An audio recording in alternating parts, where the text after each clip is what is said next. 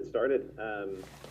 Welcome, our number one ranked Dustin Johnson, here to the Tour Championship. Dustin, you've entered number one before. I know that being number one this year was a goal of yours as we enter this event, and winning the FedEx Cup is as well. Just talk, if you could, a little bit about being number one as we enter the Tour Championship here at East Lake.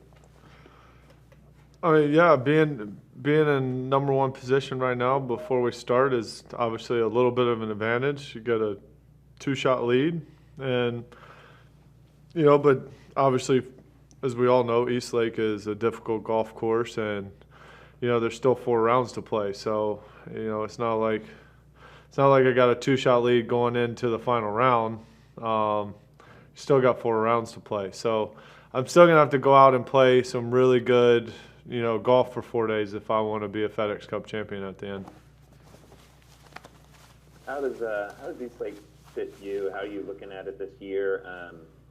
With your game and the way you're coming into play, just the venue itself. How do you feel about coming in East Lake with the way you're playing right now? Yeah, I feel great. It's obviously the game's in very good form. I got a lot of confidence in in every part of my game. So that's always a bonus, especially coming into a golf course like this where it's a great golf course. It's right in front of you.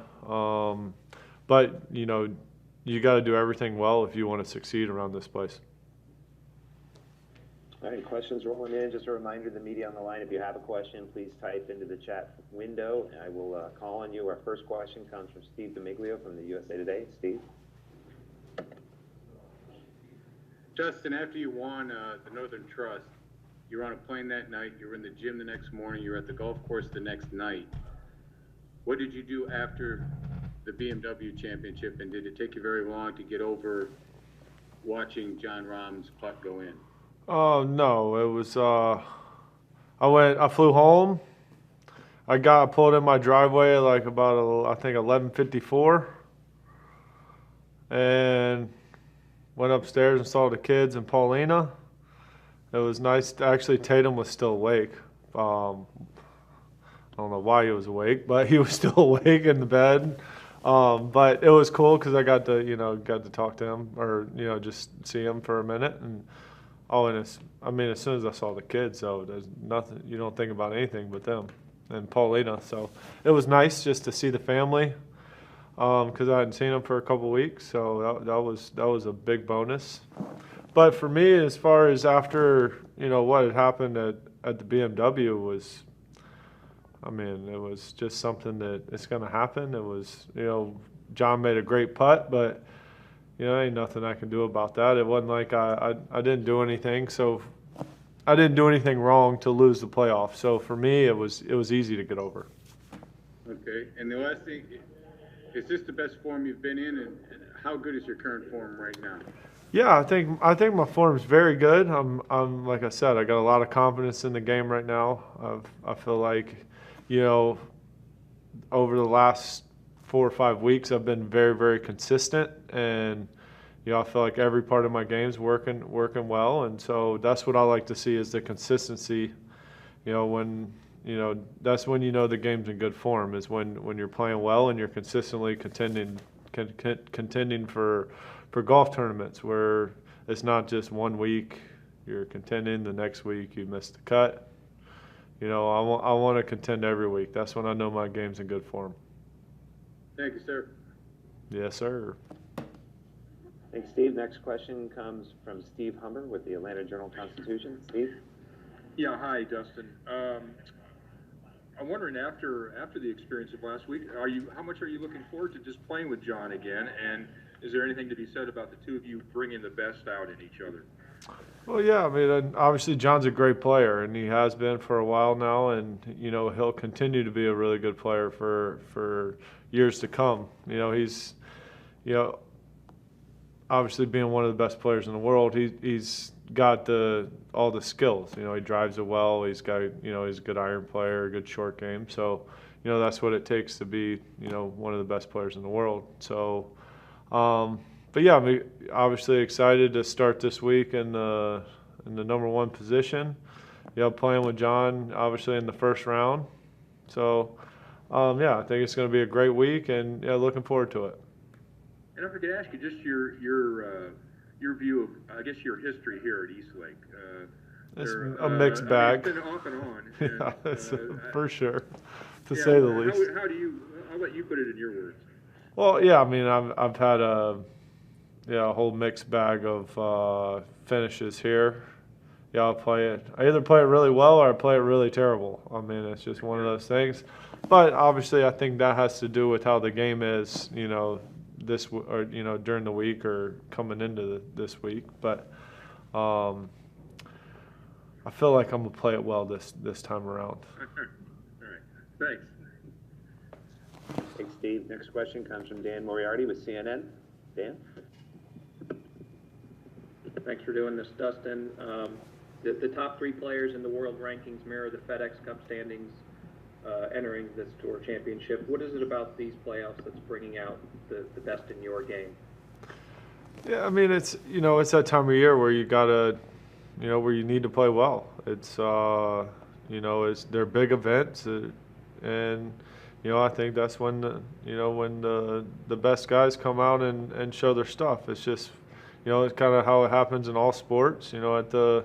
During the playoffs is when you're supposed to step up and play well, and so that's what I try to do. Thank you. You're welcome. Thanks, Dan. Next question comes from Ben Gavlik with PGAtour.com. Ben? Hey, Dustin. I was just wondering, from tee to green, what makes the par 5 18th here at Eastlake a unique closing hole? Yeah, it's it's a great closing hole. You can make a 3. It's hard to make a 3. You don't see a lot of those during the week, just because it's always hard to get it close to the hole. It's a tough drive. You have to hit the fairway if you want any shot of knocking it on the green. I mean, that's first and foremost.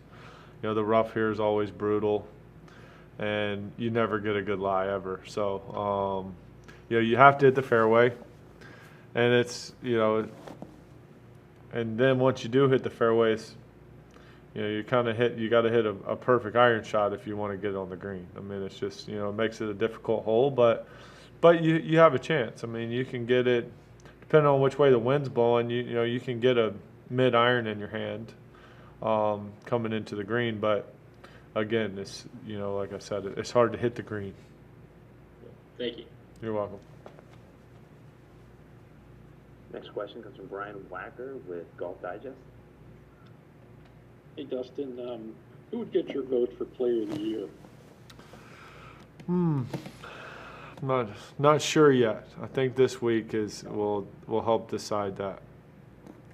Do you think this week ultimately determines it? There's about 5 of you with more or less the same number of wins and so forth. Right. That's why I think. I think right now it's really close. I think this week could help solidify Player of the Year. Perfect. All right. All right, Bernie McGuire, you're up next. DJ, hi. Thanks for doing this. Listen, you just spoke earlier in your interview today about the joy of going home and and seeing the 2 boys. And now with Rory becoming a father, as we learnt today, what sort of advice would you give Rory in terms of sort of balancing family life with the life of a professional golfer? Well, for me, it was really easy. Probably before I had a family, it was kind of golf was most important, and then once you have a family, it's golf kind of is definitely not the most important. It's your family. They're by far the most important, and so it almost takes a little bit of stress, or I don't really call it stress. I don't know. It just puts things in perspective where it's golf. Yeah, I love golf and I enjoy it, and it's my job, and whether I played on tour or not, I'd still play the game of golf. But it's one of those where once you have a family, just all your priorities change, but in a good way, like in a very good way. Great answer. Thanks so much. Have a good week. Just checking one last time. Any further questions for Dustin?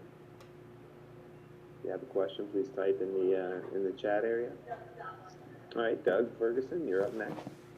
I saw him join. I knew he was coming to ask me something. Hey, I've got, coming in hot. I just want to know if you've done a virtual pro-am yet. I have quite a few of them. Do they ask better questions than we do? And if so, what are we doing wrong? No, they ask the same questions you guys do. Do you give the same answers? Probably. I had to do, today was my first solo virtual pro-am. 30 minutes by myself. Nailed it too. May I add? What was the best question you got? I don't know. They were all they had some very good questions, but I can't remember any of them.